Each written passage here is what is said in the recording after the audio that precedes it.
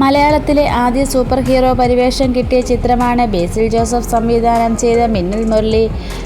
കുറുക്കൻമൂല എന്ന ഗ്രാമത്തിൽ മിന്നലടിച്ച് രണ്ടുപേർക്ക് ഒരേ ശക്തി കിട്ടുന്നതാണ് ചിത്രം. എന്നാൽ ആദ്യം നായകന് മാത്രമേ മിന്നലടിച്ച് ശക്തി കിട്ടുന്നതായിരുന്നു കഥ എന്ന് പറഞ്ഞിരിക്കുകയാണ് ബേസിൽ ജോസഫ്.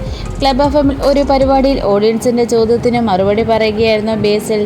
നായകന് ഇടയ്ക്ക് പവർ നഷ്ടപ്പെട്ടാൽ നായകനെ സഹായിക്കാൻ വരുന്ന സൂപ്പർ ഹീറോയ്ക്ക് ഏത് നടനെ കാസ്റ്റ് ചെയ്യും എന്നായിരുന്നു ചോദ്യം.